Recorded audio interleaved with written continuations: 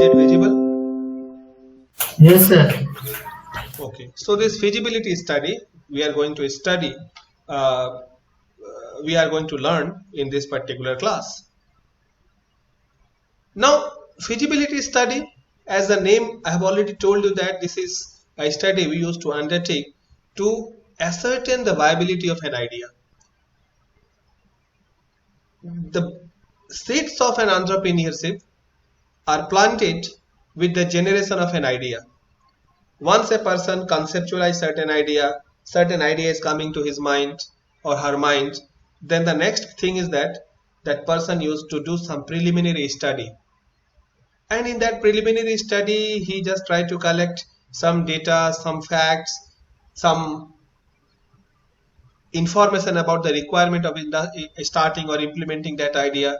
And after this preliminary study, a feasibility study is conducted. In normally big projects, a feasibility study team is appointed. In a small project, if suppose someone is have got some idea of doing some business, and then that person can do feasibility study of his or her own. But normally, if it is a big company, big corporate house, and the big corporate house is thinking of starting some another unit, maybe another product line or product unit or another segment of its product, then normally they used to appoint one team, and in this feasibility study team, the experts from all the domain used to be there. I'm talking about the corporates. Like there will be someone from the marketing perspective, there will be someone from the domain of technology who will be talking about the feasibility of that technology. There will be some person who will be from the maybe from the finance domain who will be talking about the feasibility of finance or viability of financing that project, financial viability. So that thing will be there. So the first thing is that feasibility study, it used to determine the viability of an idea. Once an idea is there in someone's mind, then to what extent that idea is viable, that actually is being ascertained in feasibility study. The objective of feasibility study is to ensure a project is legally and technically feasible and economically justifiable. Just look at the words. The project is legally feasible. If we are having some idea, we are conceptualizing a business idea, and that idea is actually not allowed in a particular country. Suppose we are thinking to develop a product, and that product will be based on opium, and we know that opium trade other than for medicine is completely banned in India. And howsoever that profitable that idea is, but since legally it is not permissible in India, so that legally that project is not feasible. Someone may come up with an idea that let us develop a product which will be using opium as one of its ingredient, and will be coming out with some output which may have a very large market, very huge market. But since this is actually legally banned in India, it is not allowed in India, so it is not feasible. But the same opium is actually allowed in many other countries. Like Afghanistan is a country which is in news nowadays. Every day our news starts with Afghanistan. Now in Afghanistan, that opium, production of opium and trading in opium and consumption of opium, it is allowed. So if the same project it would have been implemented in Afghanistan, had other things remained constant, then it would have been legally feasible. But since in India it is not allowed, so it is not legally feasible. So that legal feasibility is not there. So one of the objective of studying feasibility of a project is to ascertain the legal feasibility. This is just one example. Suppose some company is planning to undertake or construct a dam on a river, and constructing a dam on a river have lot of consequences, not only financial and marketing consequences, but ecological consequences, legal consequences, because if a dam has to be constructed, then lot of area which will be submerged and underwater. And if that area will be just submerged underwater, then land acquisition and the dislocation of the people from one place to another, lot of legal requirement, legal complexities will be there. So that whether that particular project, that particular part, that is displacement of the people, is it legally allowed? And if it is legally allowed, then what is how actually that has to be implemented, so that legal feasibility. Similarly, technical feasibility. Someone may come up with an idea. Last week, last week, I was just reading one newspaper report where the new aviation policy was just declared. The aviation minister has declared an aviation policy, and he has declared that air taxis might be the reality very soon. That if you are just willing to go from one place to another within your city, and you want to avail this taxi service.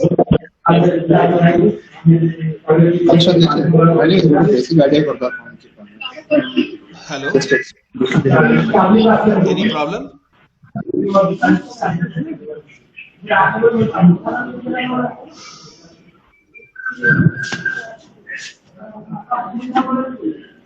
So that, please mute yourself. So that air taxi,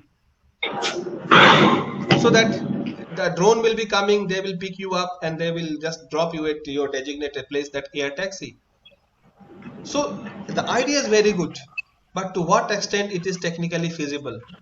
It may be feasible, maybe 15 years downwards. It may be feasible, maybe 10 years afterward. But now, to what extent it is feasible? Even if it is feasible for a company like SpaceX of Elon Musk, or it may be feasible for a company, very big corporate house. But is it feasible for me, or is it technically feasible in a place which is having a very high-rise buildings? So that technical feasibility has to be seen, and finally this economically justifiable. That project has to be economically justifiable. Then a feasibility study includes an estimate of the level of expertise required for a project and who can provide it. That also includes a part of the feasibility study. What kind of expertise is required for a project, and what are the sources from where we can acquire all those expertise. Quantitative and qualitative assessments of other essential resources. Now here the term is essential resources, and these resources may be in terms of financial resources, these resources may be human resource, some material resources, raw materials, some machines. All these resources will be required. So its assessment has to be done in feasibility study. Suppose a project, it requires certain machines, and that machine is not available, or that machine is available only in a country with which India do not have any formal trade policy. So how to import that machine? Or if that country is declared as an enemy country, then definitely we cannot import that machine, even after knowing that that technology is available in a particular country. So how that particular technology can be acquired? Not only money can be acquired, but suppose technology is there, some special kind of expertise is there, and that expertise is available only in a particular country or in a particular locality. For example, this oil wells, this drilling for the oil wells all over the India, you will find maximum number of people from Assam, because Assam is the place where oil was extracted for the first time, and since then the people of that particular region, they have developed some kind of expertise in that particular trade. And that's why you'll find, whether it is in Middle East, or it is in India, or in Gujarat or Bombay High, you will find either some person from Assam will be there in that drilling operations. So that expertise is available in certain localities, so that we have to identify it, and whether it is acquirable or it's not acquirable, that has to be reported in feasibility study. Then identification of critical points. In every project there are certain critical points, that if that project has to be successful, those critical points has to be complied with, has to be there, then only that project will be successful. So that identification of critical points has to be there. That critical points, or it may be the limiting point. The critical point may be the availability of raw material. The critical point may be the availability of logistics. The critical point may be the availability of manpower. The critical point may be the availability of monetary resources. Suppose someone is willing to set up a cardiac surgery center, that big hospital which will be uh, sufficient to perform cardiac surgery. And here the critical point definitely would have been availability of cardiac surgeons. You can acquire big infrastructure, you can acquire machines, you can acquire all the equipments, latest equipments, buildings can be constructed, but having a very experienced cardiac surgeon may be a critical point. So suppose today Government of India or any company would have decided, a company like Apollo Hospitals, that in every city they will be having one hospital which will be specialized in cardiac surgery. They can do so, but do you think that all of a sudden they will be able to acquire sufficient number of cardiac surgeons overnight? Definitely it cannot be. It requires some time. I'm not saying that it cannot be, but it requires some time. Some time has to be given to the students, to the senior MBBS students, the students who are just about to enter into their PG courses in medical domain, so that they can acquire that expertise, and after some times they can be one of the essential ingredient for a particular hospital. So the critical point may be anything. It may be the source of raw material, it can be source of human resource, anything. Then a timetable has to be there in feasibility study, within how much time this feasibility study, this project will be completed, and a cost estimate. If this project has to be completed, what will be the total cost? There is a proper format of defining that timeline and that cost estimate, so that has to be there in feasibility study. Feasibility studies are useful to businesses in many ways. First, not every project is doable. As I told you at the very beginning, that there might be some projects, some ideas which might be looking very convincing. Some ideas, some business ideas, some entrepreneurship ideas, they might be looking very convincing, very profitable, but it's not feasible,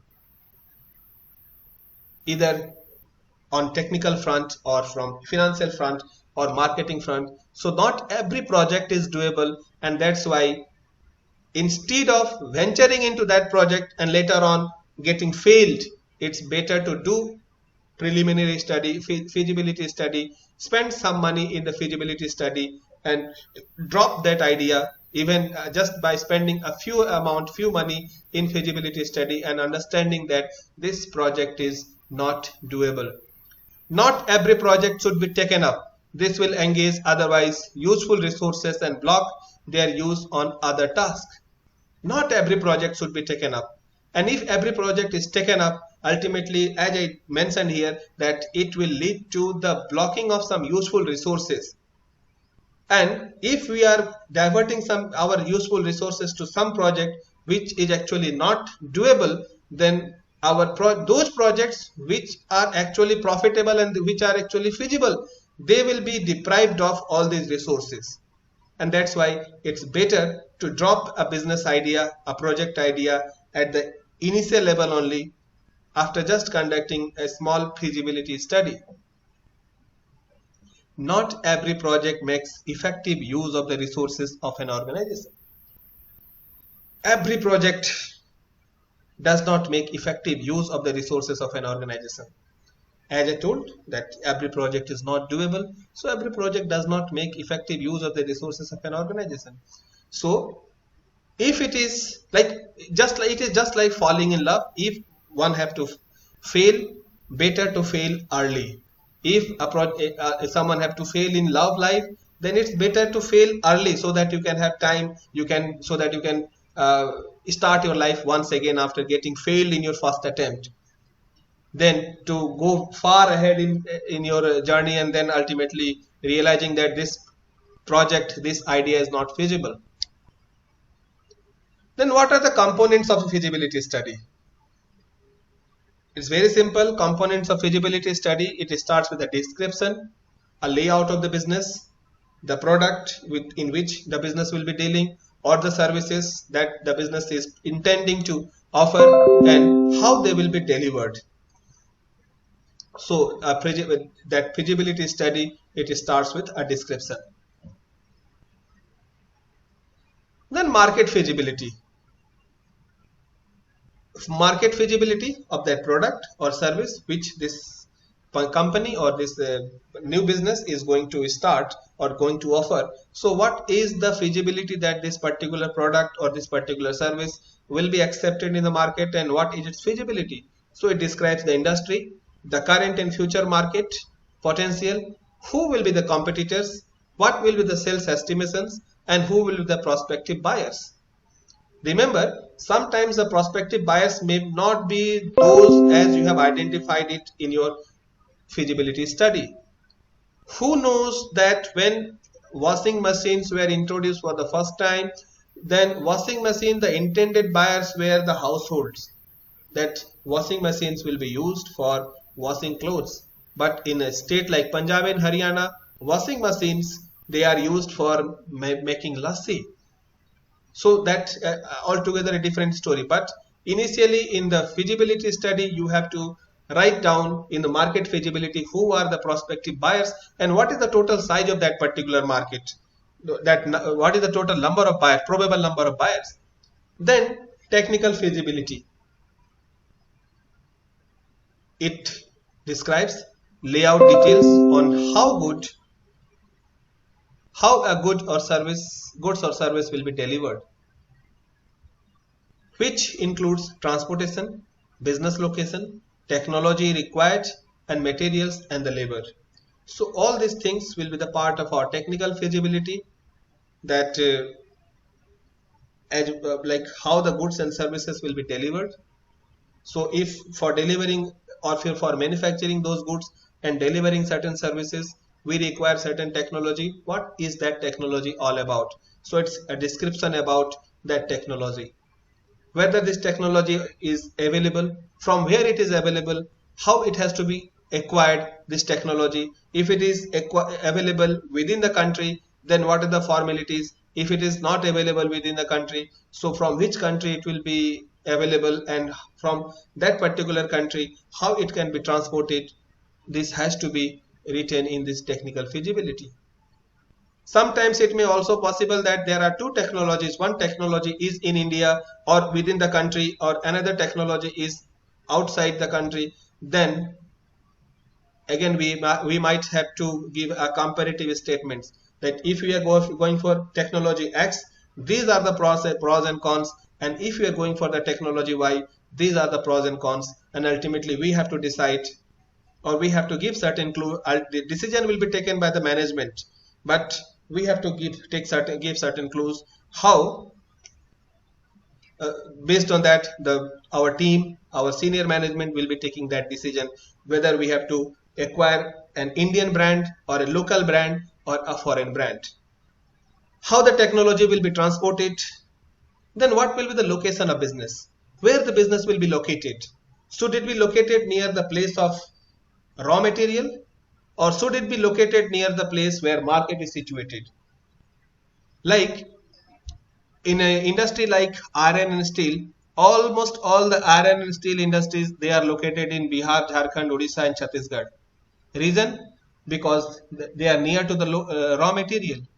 And in iron and steel, the quantum or the volume of input, the raw material, is much more higher than the volume of output. So if you are locating your business near the place of raw material, so you have to spend less on transporting the raw material from the place of mining to the factory, and less you have to spend on transporting your output from the factory to any part of the world, because that output will be relatively less bulky in comparison to the raw material. But if the output is high in comparison to the raw materials, then we may think of locating our business, locating our factory near the place of market, so that our total cost on transporting the final output to the consumer is lesser.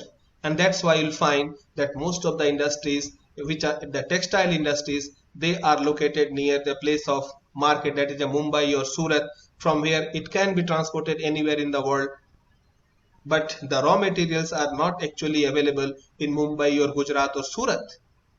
The raw materials are available maybe some part of Maharashtra and some part of Madhya Pradesh, but the industries are not located in Madhya Pradesh, they are located in Surat or Mumbai. Reason being that their output has to be transported to the other places. Then what kind of technology will be needed? We have already discussed materials and the labor. Do we have the sufficient labor who can work on this particular technology? If it is not, then how to acquire those labor, or can the existing labor be upgraded or they can be trained? So all these things will be described in technical feasibility. Finally, this financial feasibility, not financially, one more point is there, financial feasibility. So a projection of the amount of funding, startup capital needed. So if we have to start this project, so what will be the total amount of funding that will be required? How much will be the startup capital?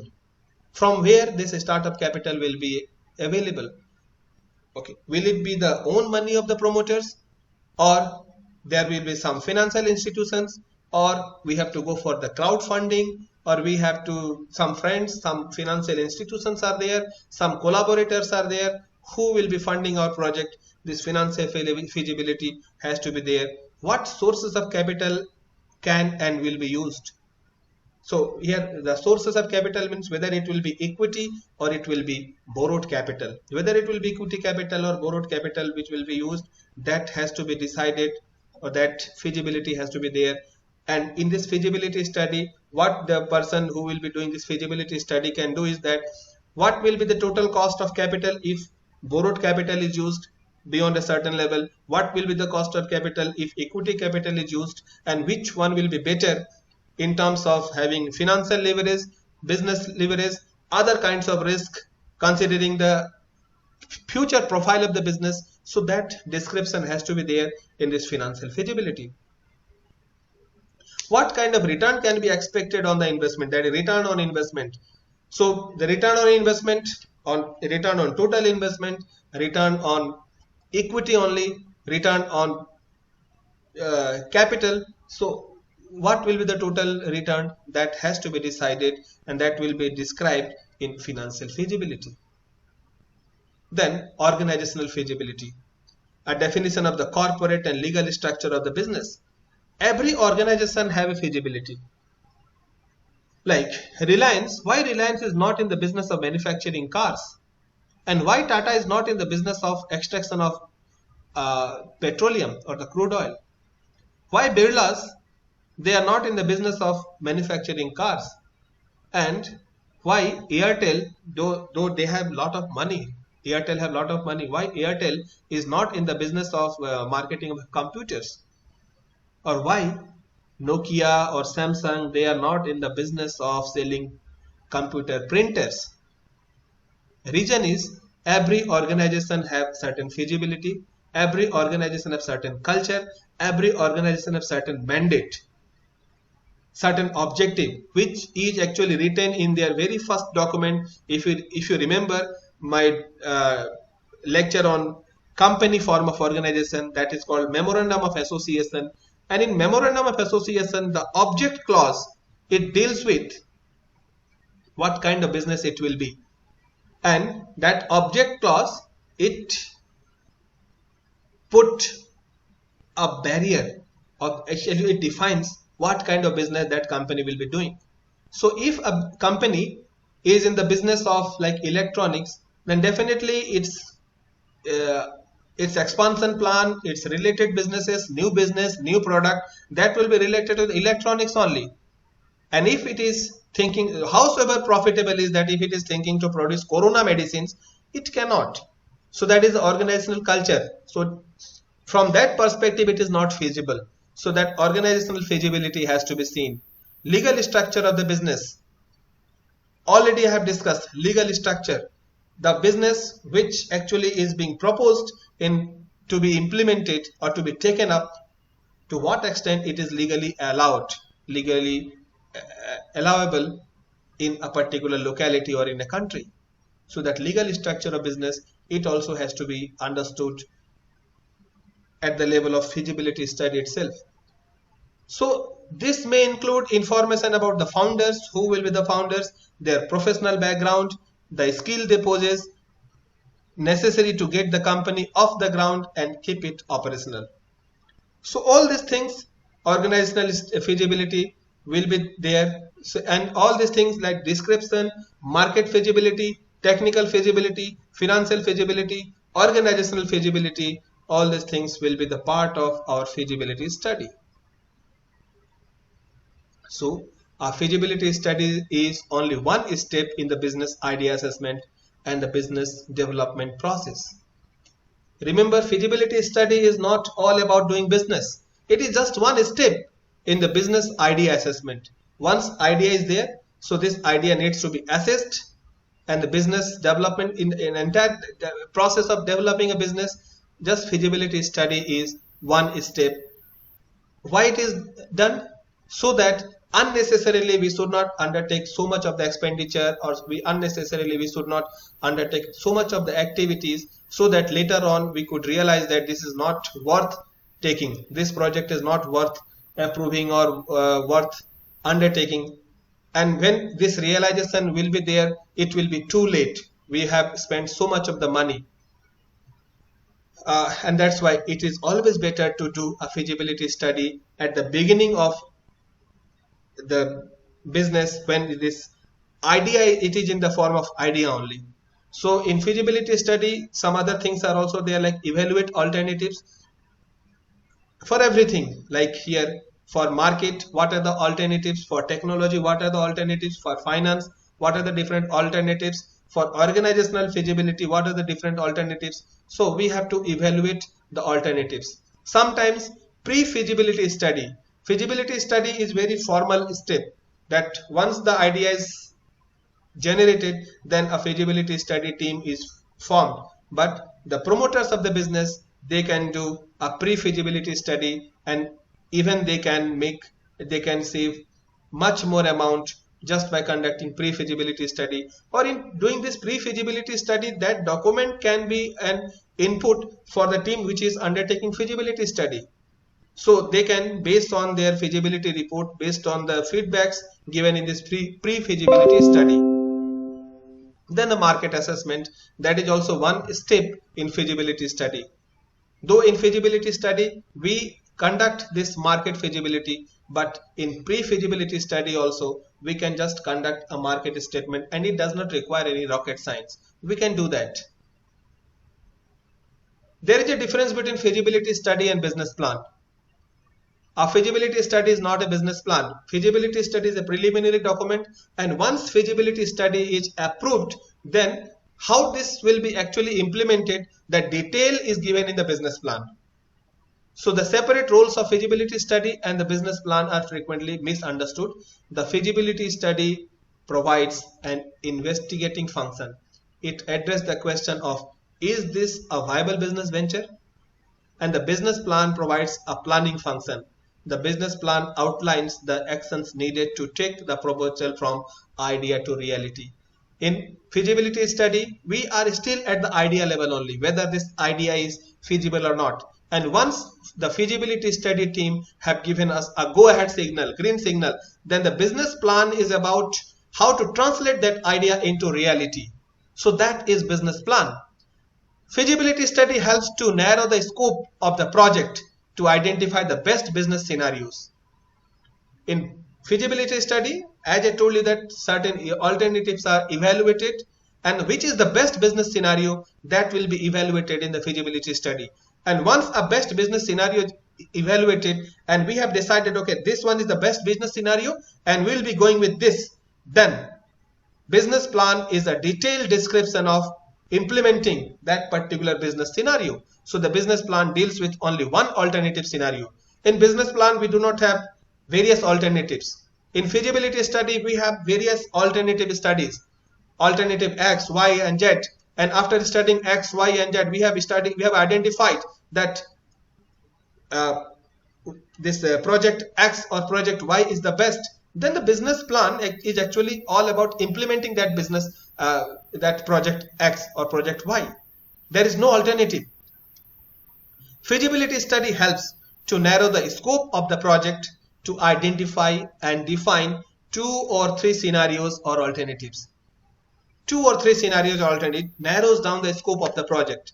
The person or business conducting the feasibility study may work with the group to identify the best alternative for their situation. This becomes a basis for the business plan. As I already told you, the outcome of feasibility study can be the input for the business plan. In feasibility study, I am repeatedly telling you that it deals with various alternatives, and once a particular alternative is freezed, then the business plan is all about implementing those ideas. It becomes the basis for the business plan. The feasibility study is conducted before the business plan. A business plan is prepared only after the business ventures has been deemed to be feasible. If it is not feasible, there is no question of business plan. Business plan will be prepared only after a particular venture is considered to be feasible, both technically, financially, economically, marketing, organizationally. If it is feasible, then only we are going for the business plan.